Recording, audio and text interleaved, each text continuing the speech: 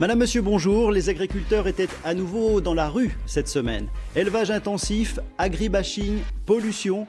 Les agriculteurs sont-ils devenus des empoisonneurs? Pourquoi sont-ils désormais pointés du doigt? Comment vivent-ils cette hostilité? Quel est leur quotidien? Comment envisagent-ils l'avenir? La détresse des agriculteurs, c'est le thème cette semaine de Dimanche en politique. Invité de cette émission, 3 invités. Tout d'abord Pascal Béteille, président de la coordination rurale du Lot-et-Garonne. Michel Delpont, député La République En Marche de Dordogne. Et Bernard Lerre, président de la Chambre d'agriculture des Pyrénées-Atlantiques. Vous êtes membre de la FDSEA. Messieurs, merci d'avoir accepté l'invitation de Dimanche en politique. Bernard Lerre, tout d'abord, quel est aujourd'hui le niveau de détresse des agriculteurs? Il est élevé. Il est élevé parce qu'il y a un cumul de facteurs. Il faut quand même savoir que le métier d'agriculteur est un métier qui est exigeant, qui est difficile, qui mérite beaucoup de formation et beaucoup de minutie. Et on sent aujourd'hui que certaines personnes, certaines minorités ne connaissent pas du tout ce métier, l'attaquent à tout bout de champ, et c'est ce qui, de temps en temps, désoriente les agriculteurs. Pascal Béteille, vous ne faites pas partie du même syndicat, mais vous êtes agriculteur. Vous faites le même constat? Tout à fait. Tout à fait. Cet agribashing, on en parle beaucoup. Il prend quelle forme sur le terrain aujourd'hui? Il prend des ampleurs exceptionnelles. C'est quelque chose d'anormal qu'on s'en prenne maintenant à des bâtiments, aux personnes ou aux tracteurs. C'est-à-dire concrètement, vous voulez dire qu'il y a des agressions? Il y a des agressions, oui. Il y a des agressions. Comment est-ce que vous expliquez ça?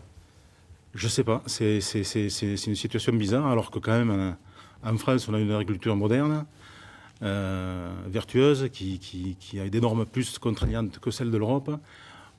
Des produits chimiques qui ont disparu, de moins en moins de produits, et on nous traite de paysans pollueurs. Donc c'est plus possible. Michel Delpont, vous connaissez bien, vous êtes député, je l'ai dit, vous connaissez bien cette problématique du terroir des agriculteurs. Les agriculteurs travaillent beaucoup, ils ont toujours beaucoup travaillé, ils souffrent beaucoup. Pourquoi est-ce qu'aujourd'hui la coupe est pleine? Écoutez, je connais bien le sujet, effectivement, parce que je suis fils et frère d'agriculteurs et j'ai travaillé dans le monde viticole. Il y a une forme d'incompréhension sur ce sujet. Pourtant, comme ça a été dit par M. Béteille, les agriculteurs français sont les plus vertueux d'Europe. Et là-dessus, on a essayé de faire avancer les choses avec la loi Egalim. Dès le début de mon mandat, c'est-à-dire il y a déjà 2 ans, on travaille sur l'agriculture au travers de la loi agriculture-alimentation. Bon, cette loi, elle a été votée l'an dernier, on a fait des progrès. C'était surtout basé sur la notion de valeur ajoutée pour redonner à l'agriculture une valeur ajoutée par rapport aux grandes négociations des centrales d'achat et d'exportation. Donc cette loi rentre en application, on commence à avoir quelques effets positifs sur les prix du lait, par exemple. Pas suffisamment visiblement sur le terrain, les agriculteurs considèrent qu'on va en parler de cette loi. Mais par rapport à l'agribashing, effectivement, on a un engagement aussi sur la transition écologique et énergétique. Et là-dessus, les agriculteurs font des progrès, les chambres d'agriculture sont engagées. C'est d'ailleurs pour ça que cette semaine, on a retiré l'article 27 qui devait justement réduire le budget des chambres d'agriculture. Donc on l'a laissé, ces fameux 15% qui étaient en débat, et le Premier ministre a décidé justement de laisser ce budget aux chambres d'agriculture pour faire évoluer la transition écologique. Et c'est très important. On va revenir, aller vers l'agriculture bio. On va revenir sur les lois et sur les accords internationaux qui sont souvent contestés aujourd'hui. Je le disais, les agriculteurs sont dans la rue. C'était le cas début octobre un peu partout en France. Et également cette semaine, mardi en l'occurrence, ils ont exprimé leur malaise. Regardez ce reportage signé Karine Jbali. Opération de sensibilisation menée auprès du grand public en Aquitaine. À Agen, une trentaine d'agriculteurs de la FDSEA et des jeunes agriculteurs étaient présents ce matin en grande surface pour contrôler l'origine des produits. Vous avez ici agriculture UE et non UE.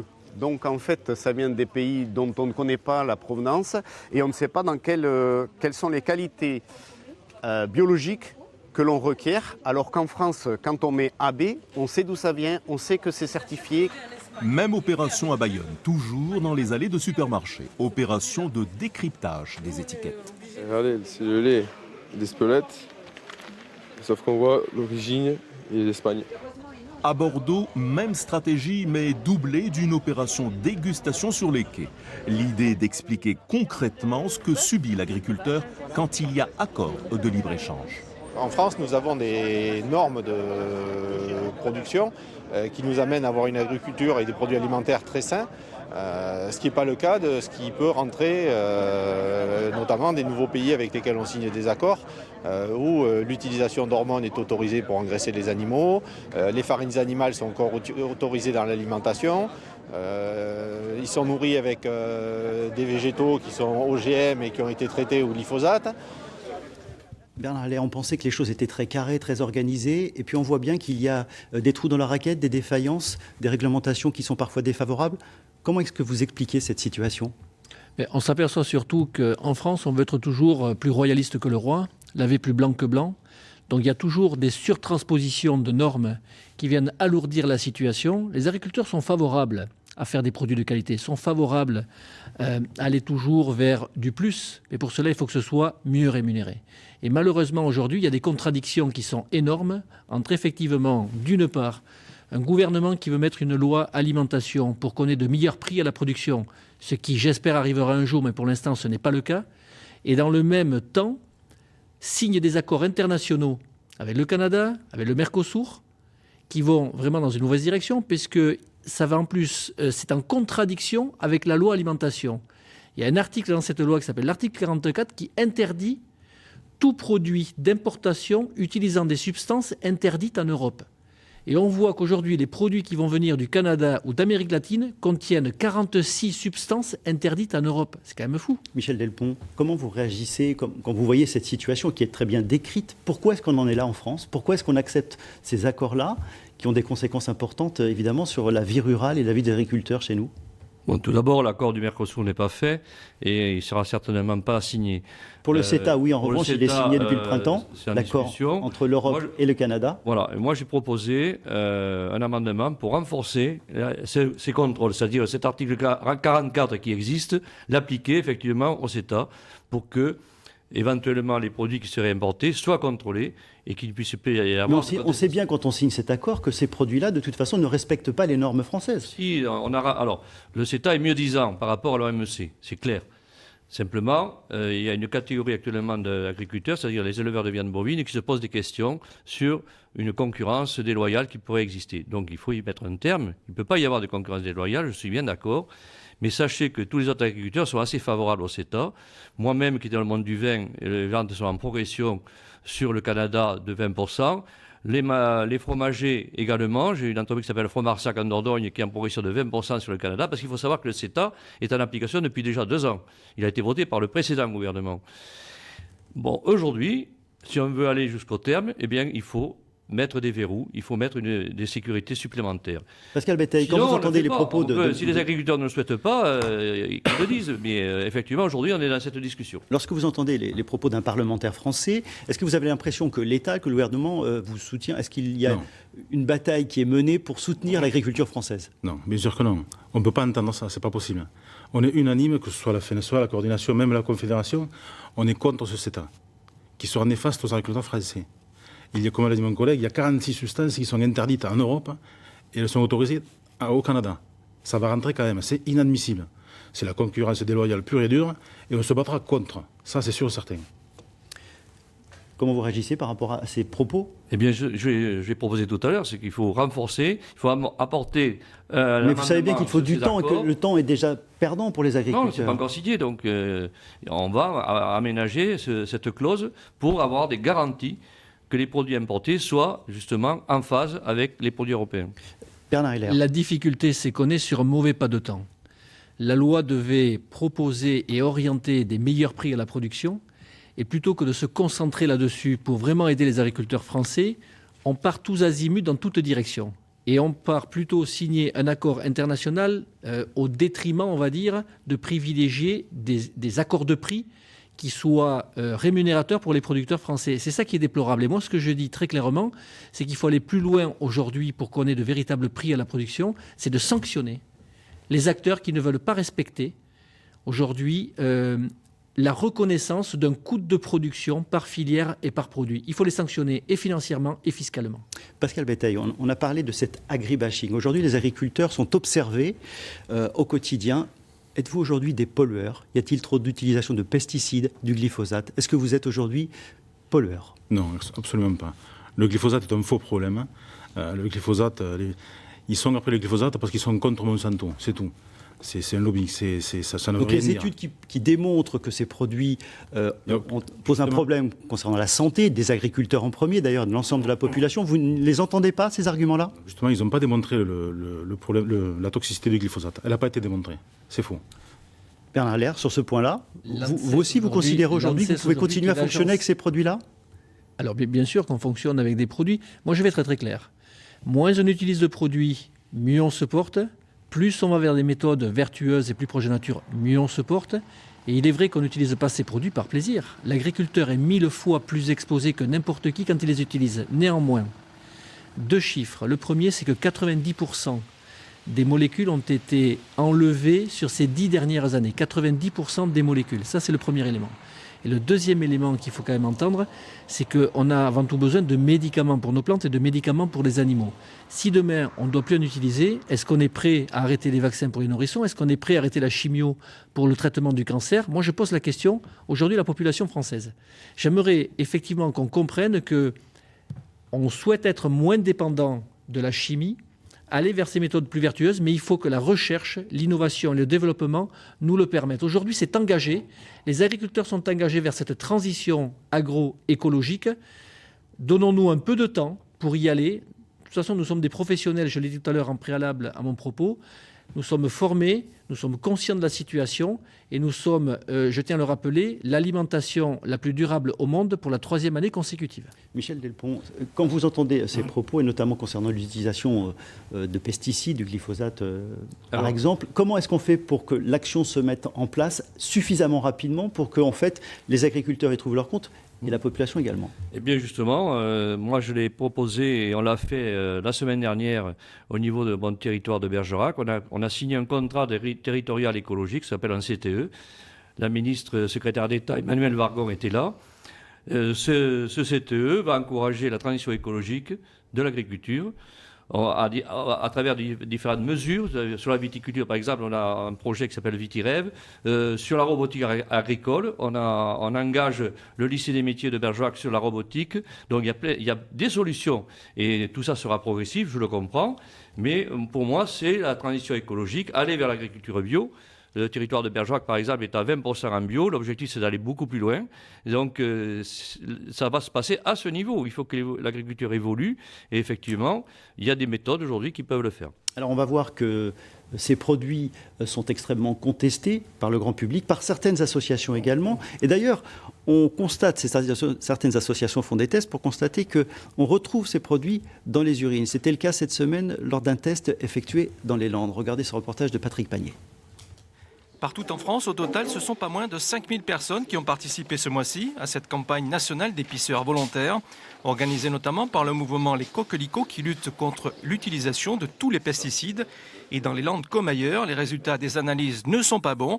Dans quasi 100% des prélèvements effectués, scrupuleusement et sous contrôle d'huissier, il y a des traces de glyphosate au-dessus de la norme en vigueur. Quand on voit la multiplication de maladies style Parkinson, les problèmes endocriniens, les problèmes hormonaux qu'ont de plus en plus de jeunes et de plus en plus tôt, le lien entre la pollution de l'environnement et tous ces produits qui sont utilisés, notamment les produits, les agrotoxiques utilisés dans l'agriculture, ce lien est de plus en plus évident.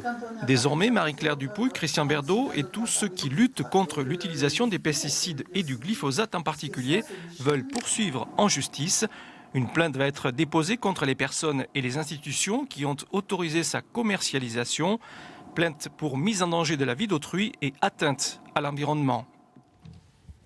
Pascal Béteille, vous évoquiez tout à l'heure dans cette émission que la dangerosité de ces produits n'était pas démontrée. Lorsque vous voyez ce type de test, ça a quel impact, quel effet sur vous? Vous n'y croyez pas? Non, déjà, c'est pas contradictoire. Il y a beau y avoir un huissier. Moi, j'aimerais savoir comment se nourrissent les gens qui ont été testés, leur mode de vie. Parce que quand on voit ce qui a été dit récemment, que chez les agriculteurs, il y a 24% de moins de cancer que la moyenne nationale. Comment on l'explique? Moi, j'ai une explication, c'est que nous, on se nourrit de nos produits, on mange mieux que les autres. Ça, c'est sûr et certain.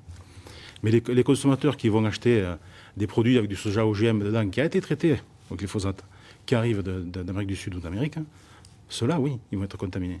Nous, on ne traite pas les cultures avec glyphosate. C'est un défoliant. On parlait de la culture bio il y a quelques instants. Comment est-ce que l'on passe, et dans quelle proportion, d'une culture intensive à la culture bio? C'est très compliqué, ça se fait, parce qu'en Lot-et-Garonne, il y en a quand même pas mal. Quelles seraient les bonnes proportions? Je ne sais pas, mais il faut savoir que déjà le bio est traité.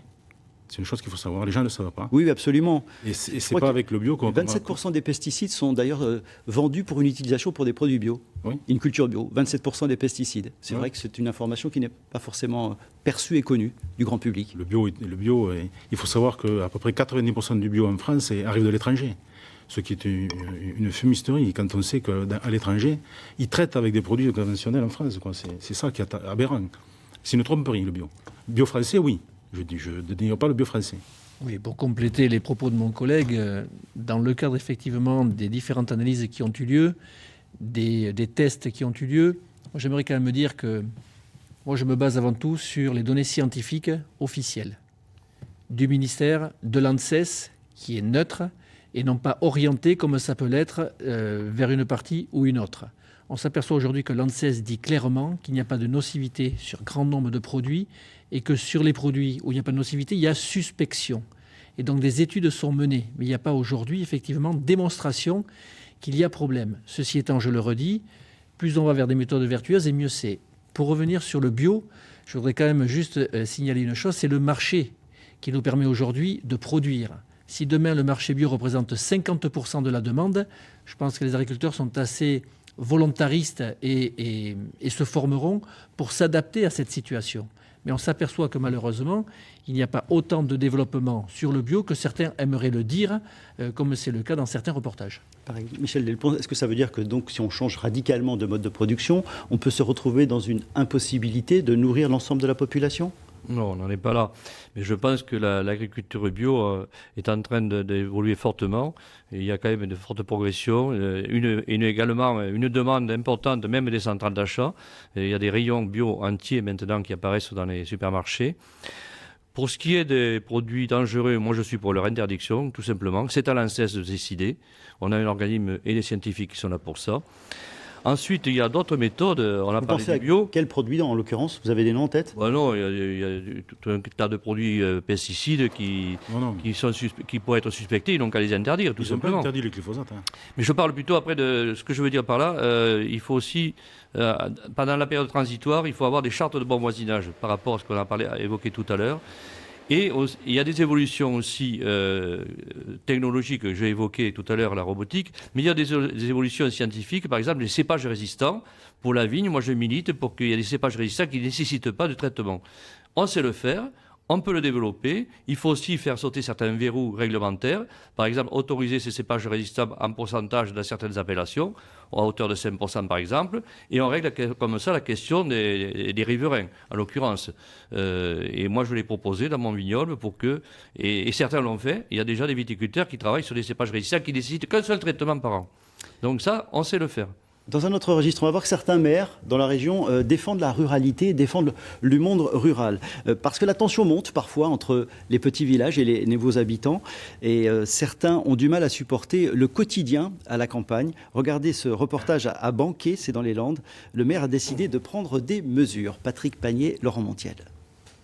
À Benquet, pas de réel problème de voisinage à la connaissance de la mairie pour l'instant, mais dans le contexte actuel, mieux vaut prévenir que guérir, selon le maire Pierre Mallet, qui a décidé de placer ses panneaux à chaque entrée du village. Ça ne se veut surtout pas agressif.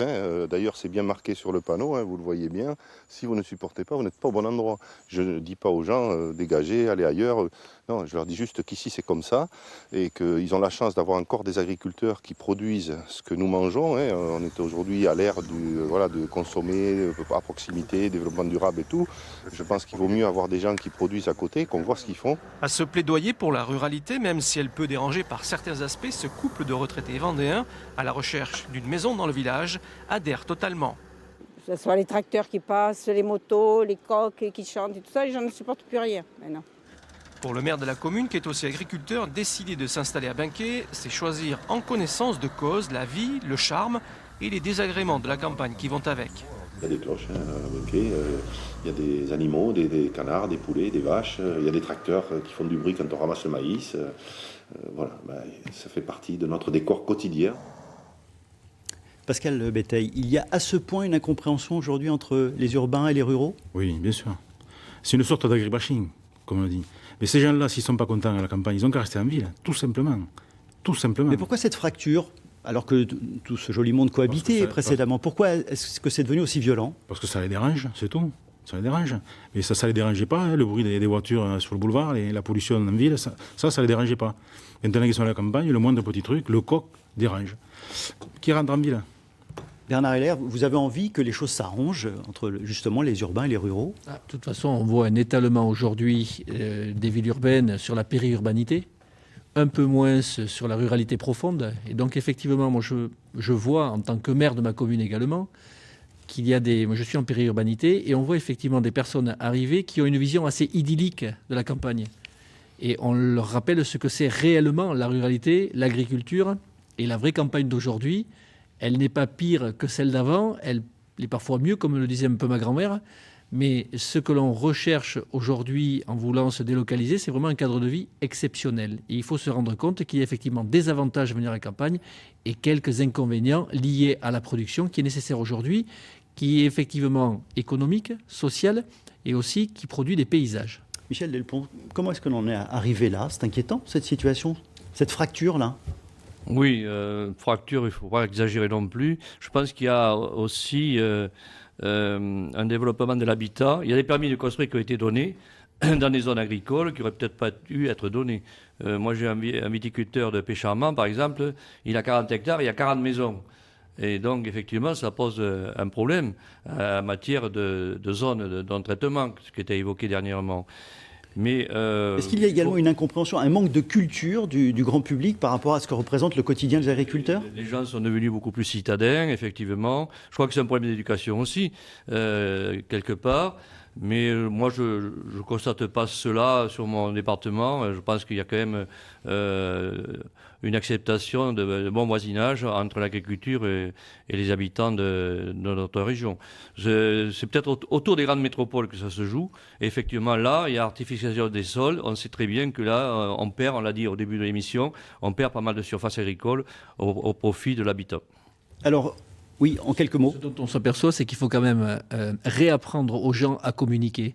Il y a une certaine agressivité dans les échanges qu'il peut y avoir, alors que naturellement, quand on va vers l'autre, il y a un échange qui doit se faire naturellement et sans aucune agressivité. C'est ce que j'essaie d'apprendre moi aussi à certains de mes concitoyens. Il y a un film qui est sorti il y a quelques semaines sur tous les écrans qui va peut-être repermettre de créer ce lien entre le monde rural et le monde citadin. Ce film, c'est Au nom de la terre, sorti il y a quelques semaines, donc, qui rencontre un grand succès. Regardez cet extrait. Vas-y, là, c'est bon, là. Arrête tes conneries.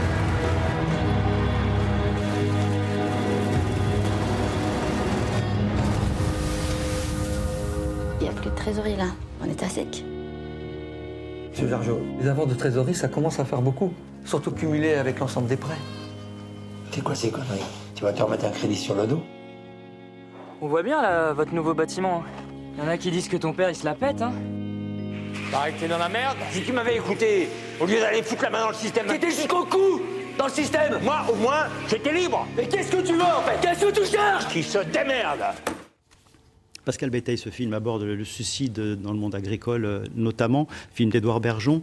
Ce thème était peu connu, en tous les cas peu médiatisé jusqu'alors. Pourquoi? Bien, apparemment, le suicide est un tabou en France, puisqu'on est incapable d'avoir un décompte. 700 suicides d'agriculteurs en 2017. C'est un compte juste?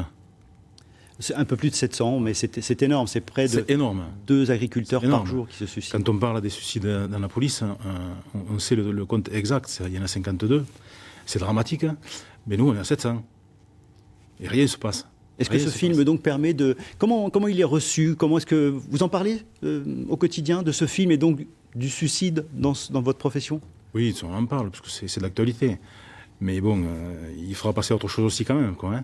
Mais régler ce problème de suicide, 700 suicides, c'est énorme et rien ne se passe. La MSA... Bernard Heller, justement, quelles mesures prendre pour enrayer cette situation? Nous avons la chance dans notre profession d'être assez organisés. d'avoir de nombreux organismes. Et effectivement, la difficulté, c'est de repérer ceux qui sont en détresse. Il y a une fierté dans le monde agricole de ne pas avouer que l'on est en difficulté parce qu'on a toujours été habitué à travailler, à monter ce côté travailleur, ce côté combatif, et que quand on fait 80 heures semaine et qu'on n'y arrive pas, certains n'osent pas le dire et partent parfois vers une mauvaise voie, une démoralisation qui peut entraîner beaucoup d'éléments derrière, jusqu'au pire. Donc ce que l'on souhaite effectivement aujourd'hui, c'est accompagner du mieux possible. Et je le redis, le plus important, c'est que si on arrive à vivre de son métier, il faut qu'on ait de véritables prix à la production. Je pense qu'on a de beaux jours devant nous et notamment encourager les jeunes à venir s'installer parce que 50% de nos fermes en Nouvelle-Aquitaine n'ont pas de reprise dans les 10 prochaines années. Michel Delpont, pour revenir sur cette thématique des suicides dans le monde agricole, et c'est en 30 secondes, mais faut-il prendre des mesures officielles ? Déjà, l'agriculteur, c'est un métier indépendant et c'est vrai qu'il a tendance à ne pas demander les aides sociales qui existent. Et je pense qu'il faut les entourer, il faut les aider. C'est le rôle des chambres d'agriculture, c'est le rôle des syndicats agricoles. Je crois qu'il faut apporter plus de soutien aux agriculteurs, notamment ceux qui sont en difficulté, mais ils ne sont pas toujours faciles à détecter parce qu'ils ne parlent pas. C'est là où il y a un travail à faire peut-être justement pour que la parole se libère. Exactement, il faut que la parole se libère et puis il faut qu'il y ait des prix rémunérateurs, je suis complètement d'accord. C'est pour ça qu'on a fait la loi Egalim et j'espère qu'elle produira ses effets en 2020, puisqu'on doit faire une évaluation à 2 ans, c'est-à-dire l'année prochaine. C'est la fin de cette émission. Merci, messieurs, d'avoir accepté l'invitation de Dimanche en politique. La semaine prochaine, nous reviendrons sur l'affaire Boulin, 40 ans après la mort de l'ancien député-maire de Libourne. Voilà, fin de cette émission. Dans quelques instants, le journal de la mi-journée. Excellent après-midi.